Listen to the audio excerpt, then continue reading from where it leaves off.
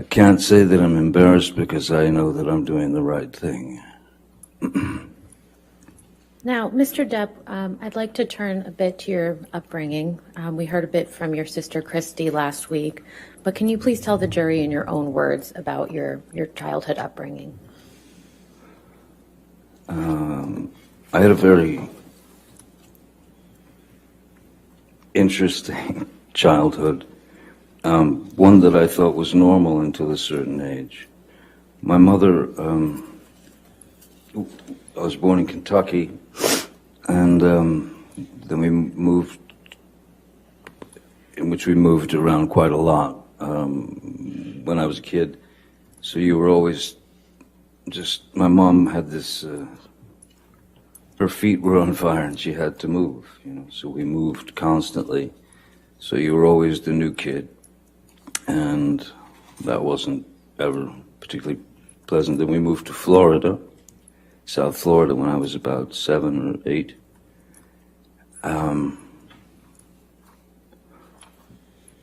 And again, moved several times. But my mother was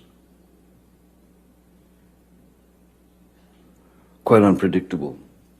She was very unpredictable.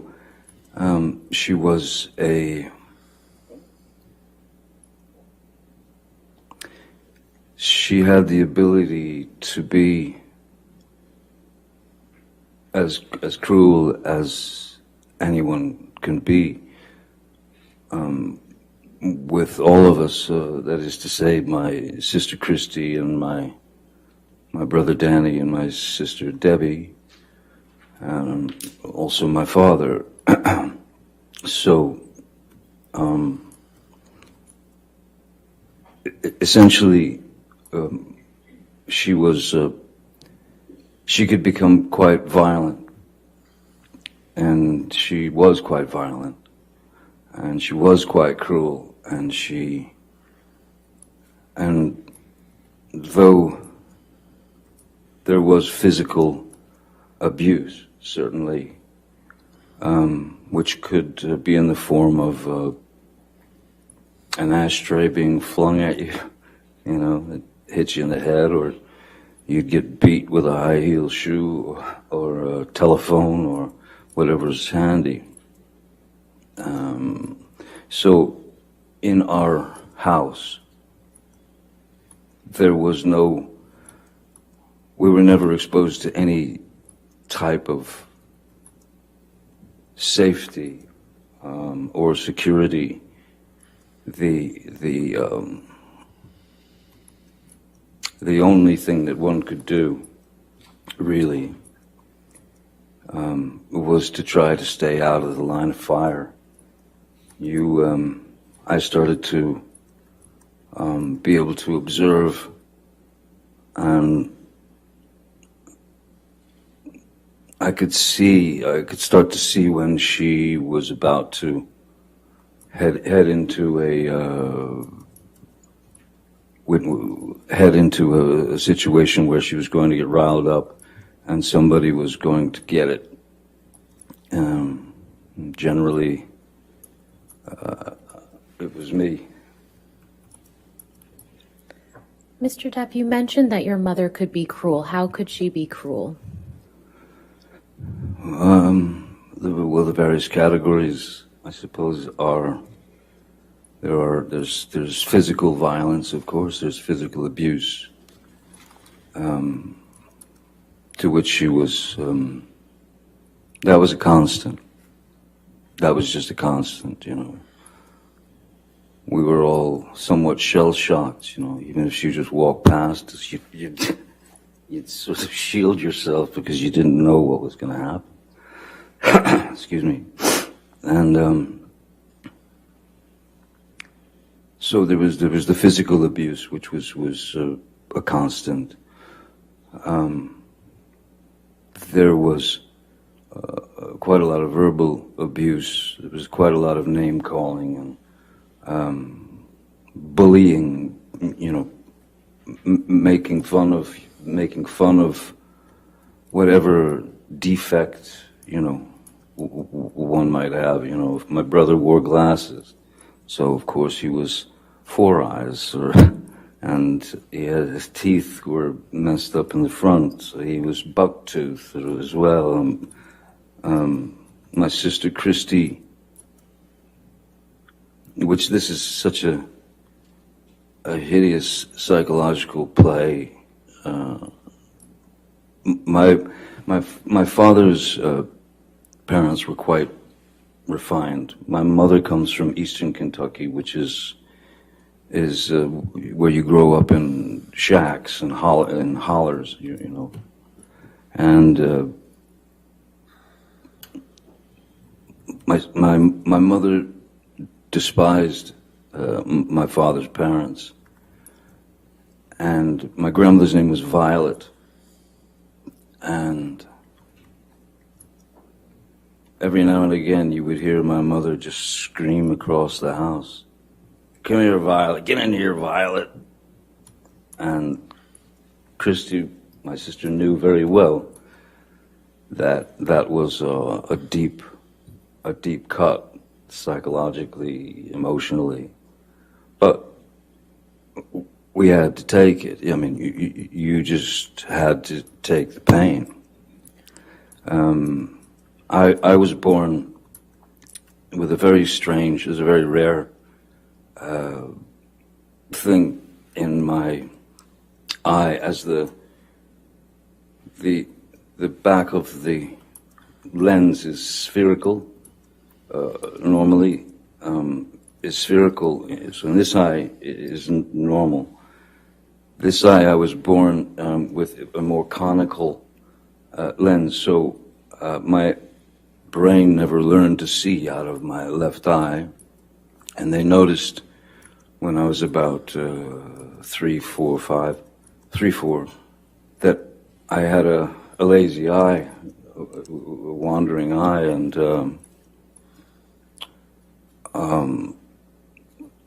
she would call me cockeye, one eye, anything she could get to demean, humiliate. I even had to wear an eye patch on my good eye to strengthen my bad eye, so that it would cease to wander. It was exercising the muscles of the eye, though the brain had never learned to see. So I still, my vision in my left eye is, I'm legally blind in my left eye. But so yeah, the verbal abuse, the psychological abuse was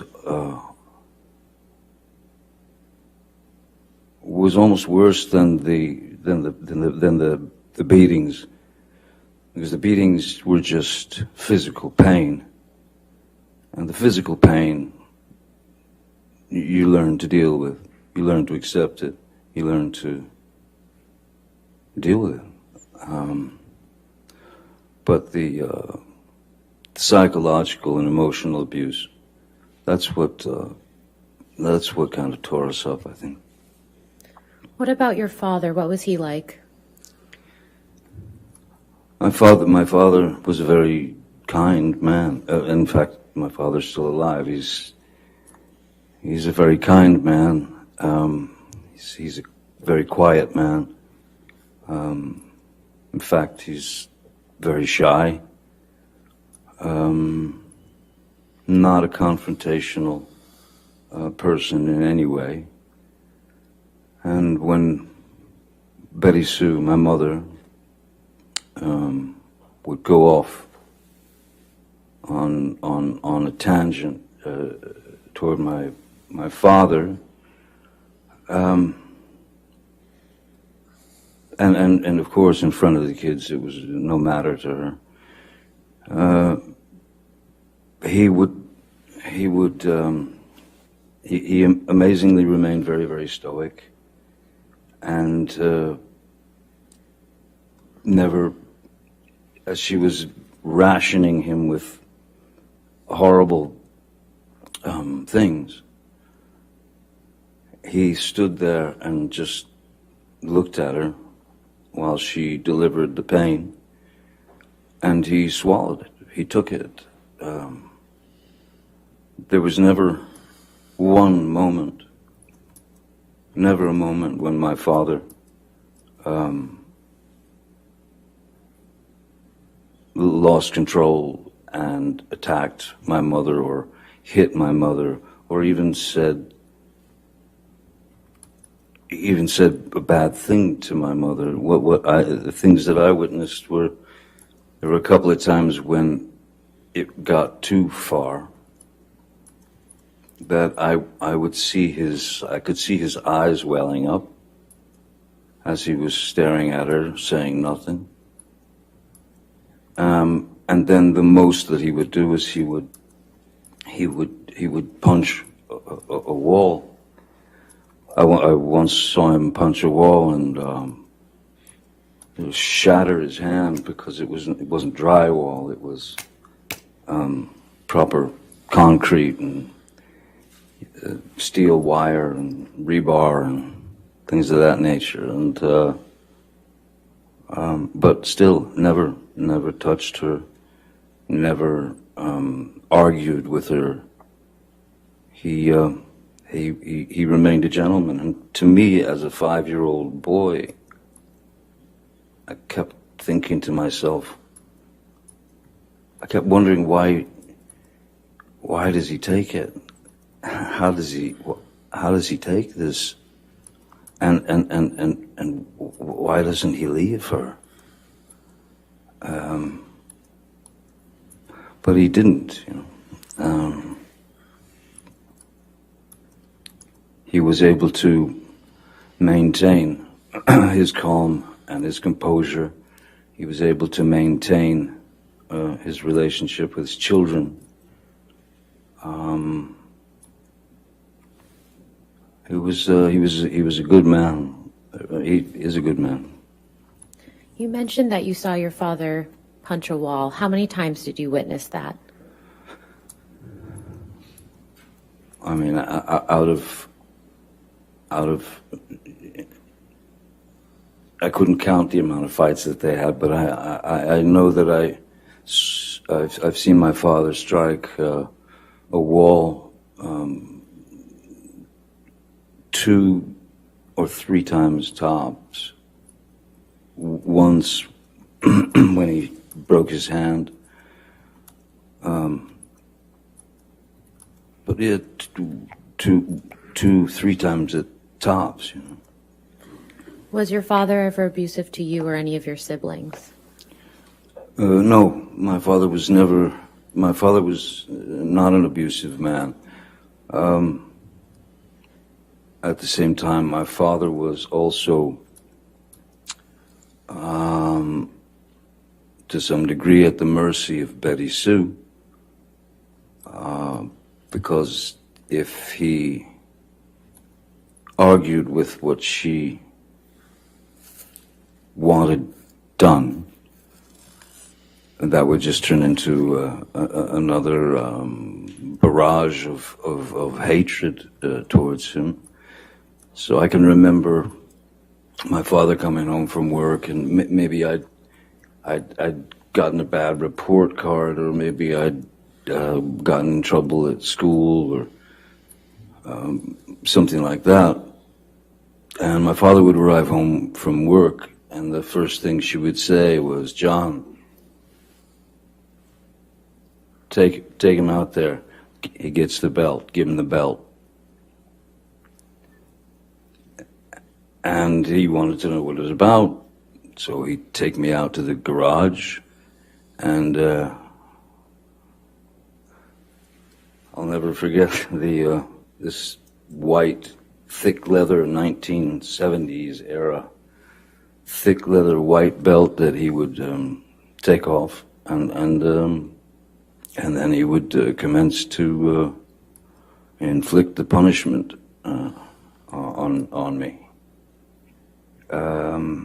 But interestingly, there was one time when my father, I kept telling him I didn't do this. It was another incident. I kept swearing to him that I did not do what Betty Sue, what my mom had said that I'd done. But he went through with the punishment anyway. And then, not long after, he found out that I had been telling the truth and that I hadn't done what my mom had said that I'd done. And he came to me and apologized to me for having gone through with the whipping, you know, with the belt. And I have to say, my mom never did that. She couldn't. She knew what she knew. She was raised how she was raised. And I had no power to change what was inside of her, you know. How did your parents' relationship ultimately come to an end, to your understanding? When my father left, I didn't realize that he had left. He left for, I was 15. I had already left school, and I was a musician. I was playing in clubs and such. And he left for work one morning, just like every day, and was packing his car, and then he left. And then hours later, my mom, Betty Sue, came home from work. It was about 3:30 in the afternoon. And she walked in the door and stopped and just looked around like she felt something. And I said, "What's wrong?" She said, "Your daddy's gone." I said, "Yeah, I seen him leave for work this morning." She said, No, he's gone. And she ran into their bedroom and into their closet, and I followed her, and she opened the door, and there was his rack of clothing and all his belongings were gone. And she was quite upset. And I took her car and drove to my father's work, and I sat down in front of him at 15, and I said, "Listen, seems as though somebody stole all your clothes out of the closet." And he said, "Yeah." He said, "I'm done. I can't do it anymore. I can't live it anymore. You're the man. You're the man now." And those words didn't quite sit well with me. I didn't feel like I was ready to hear those words. But that's what I got. Then my mom went into a very, very dark place, a very deep, dark depression, as you can imagine. And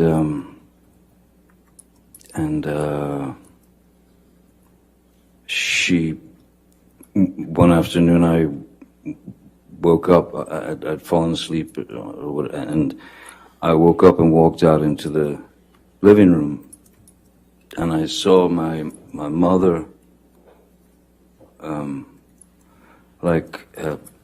very feebly, and like almost, it was like a slow motion crawl. If I could stand up, I could show you just what I saw. Do you mind? No, you can stand up. Thank you. I saw my mother,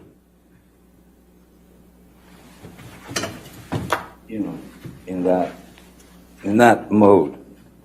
So instantly, I knew that something was dreadfully wrong, and there was drool coming out of her mouth. And as I was about to run and call, the front door busted open, and my uncle and 2 paramedics came in and threw on the gurney and whisked her out of the house to get her to the hospital to pump her stomach. She had swallowed a multitude of pills to try to take herself out, to try to commit suicide. And when she got out of the hospital, she was a small firecracker of a woman. She was about 5'2". But when she got out of the hospital, the depression was so deep. She was down to, like, she lived on the couch and she weighed about 70 pounds. And that, all that imagery spun into my head at that time, that I thought that was in my head at the time, I thought that was a cowardly way for my father to have left. And I was deeply upset by that. Until my father and I had a conversation years later, where I asked him what really happened, how did it happen when I was older, and he told me the story. Your Honor, may we approach? Sure.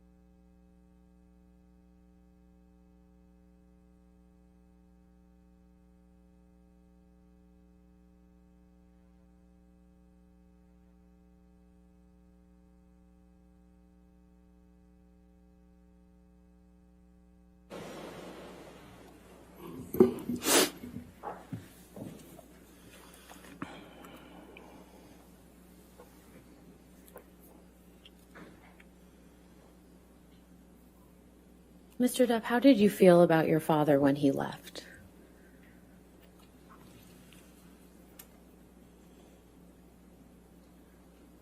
I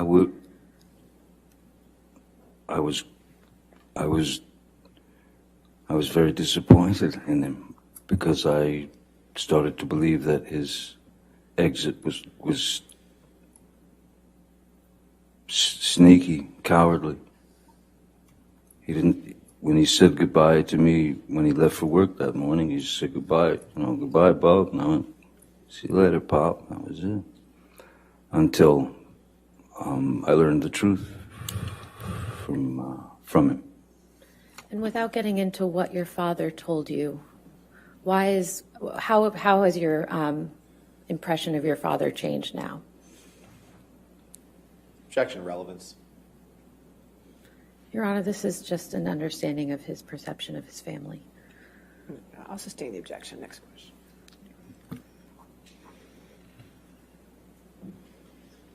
Mr. Depp, what have you learned from your experience in your childhood and observing your father in your childhood?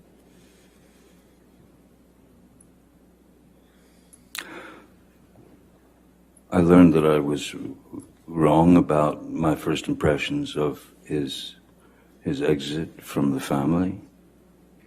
Very wrong. And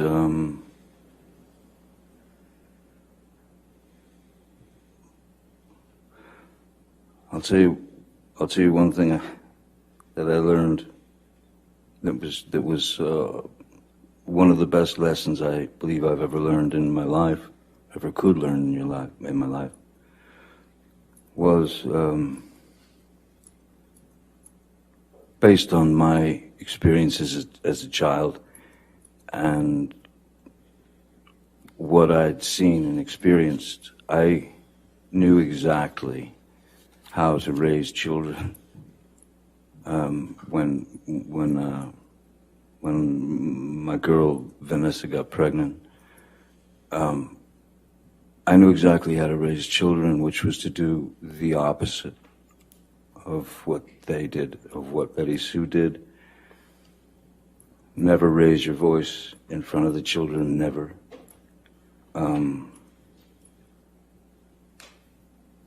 Screaming out the word no to them.